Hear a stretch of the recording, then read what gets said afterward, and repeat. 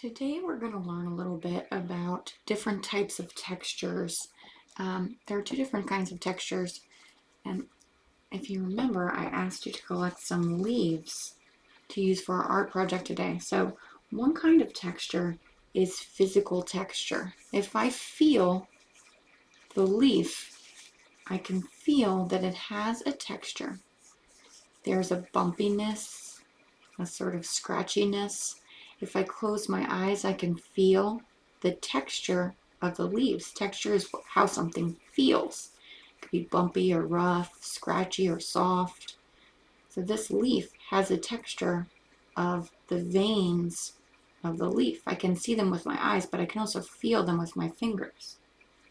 Physical texture is how something feels. In art, we use something called visual texture, where we show how something feels in our artwork. So we can see the texture with our eyes. I can see the texture of the leaf with my eyes, but that's visual texture. I can feel the texture of the leaf with my hand. That is physical texture. So we're going to use the physical texture of our leaf to make the visual texture on our paper. To do that, you need a couple of supplies. First, you need your leaves, and we just collected a bunch of different leaves from our yard. And then you need your either crayons or oil pastels. I'm actually going to use crayons today. And to prepare them, you need to take the paper off of the ones you want to use. So I use the little broken bits of crayons. I press really hard when I color. And so I have these little broken pieces, and I always save them so I can peel the wrapper off and use the side for other projects. So I'm going to peel this last one. I just peel the paper off and throw it away. And then I have just a couple of them that are peeled already. Your oil pastels will work as well. You just have to peel the paper off. To make our texture rubbing, we place the leaves. We have to feel the texture. Which side feels the bumpiest? This is the top. This feels sort of smoother. This side feels rough and bumpy. So I'm going to put the textured side facing up. And I'm going to do that with each of my leaves. So I've already, this is the smooth side. I have to turn to the bumpy side. Let me turn this way. It's usually the back of the leaf. I'm just arranging them on my desk, and they're going to be underneath my paper. I think I need one or two more.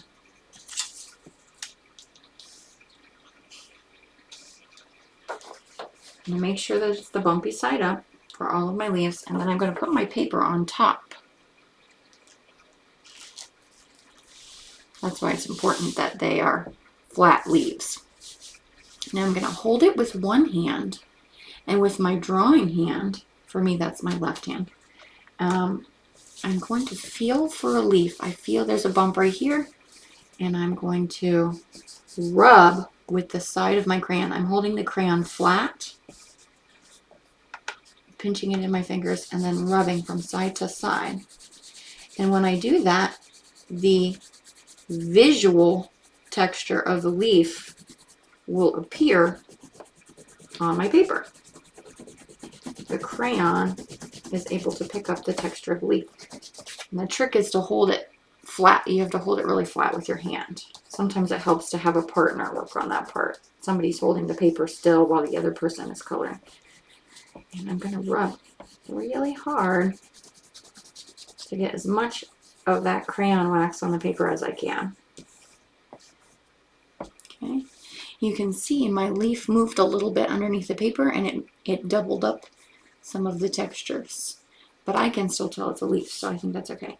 Now I'm going to feel for a different leaf. I can feel there's one right here. And I'm switching to a different color.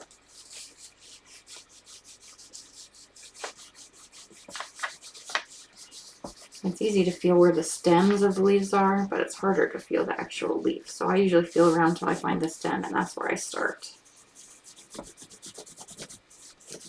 You want to rub as hard as you can. to really make the wax or the oil pastel nice and hard. You don't have to rub as hard with the oil pastel, but with the crayons I have to rub really hard so that when I do my painting later it will still work. I think there's a leaf down here. I can feel a stem right there. I'm going to switch to another color. Use this one. Switch to this one. There it is, right there.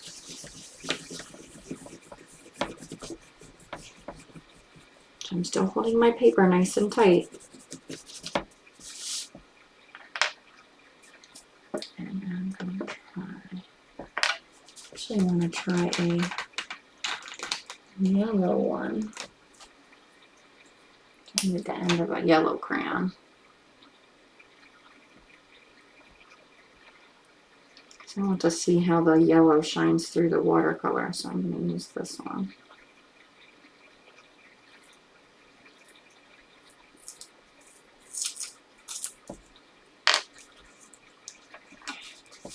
Now with the yellow, it's a bit harder to see, but you'll be able to see it better when you start painting. You can feel there's a stem right there.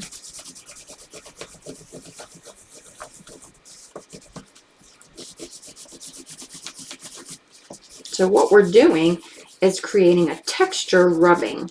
So I found something that has a texture that's flat enough to fit under my paper, and then I'm creating a rubbing to reveal the texture of the object underneath. I'm going to get a little green one too. You can hear me snapping my crayons. I usually snap just the end, the tail end off the crayon, and then I leave the rest of the crayon. So this one is the one that I usually color with, and then I use a little broken piece for doing my rubbings.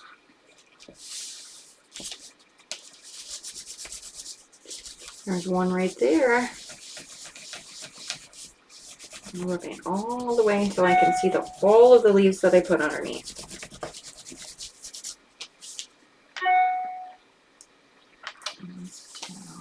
There's one over here. You have to feel around until you find where they're hiding. And then you make them appear with your crayon.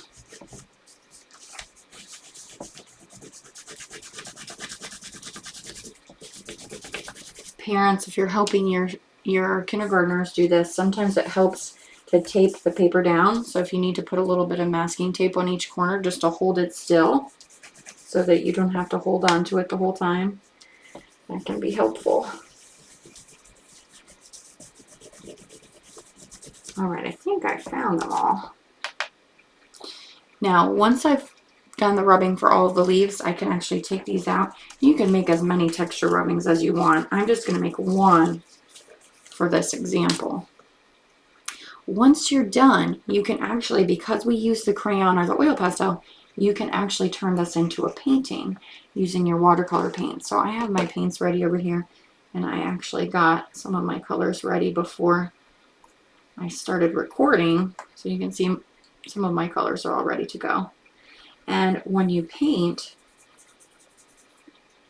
the wax will resist the paint.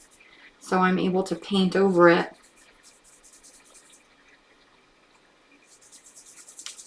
but the leaf will still show through. And you can mix and blend your colors however you like. Use different colors for different leaves. But I like to let the colors mix together where they're touching. So you can really see it shining through.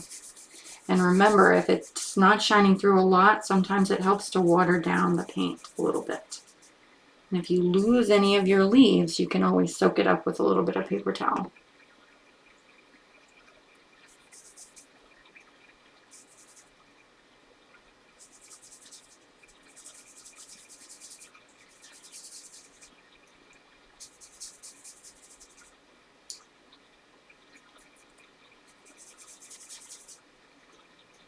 I used a limited color palette while I was choosing out my paints. I'm going to use only just a couple. I'm not using the whole rainbow because I know that when I mix too many colors together, it starts to turn brown and I get mud. Oh, it looks like mud on my paper. So I am using just a few colors, not all of the colors in my tray. I picked just 3 colors that were sort of similar to each other. Add a little bit of yellow.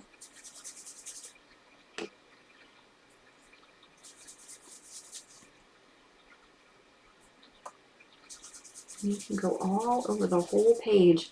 We're trying to fill up the whole entire paper with our artwork. So I'm going all the way to the corners. The whole paper is art. I'm filling up the whole thing.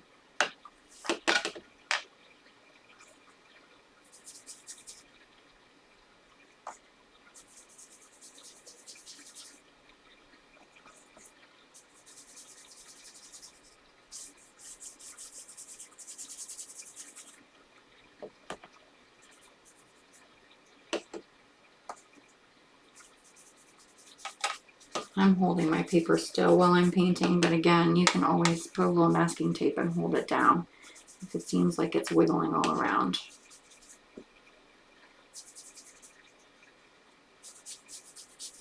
And that is it. Just get little nooks and crannies that I missed.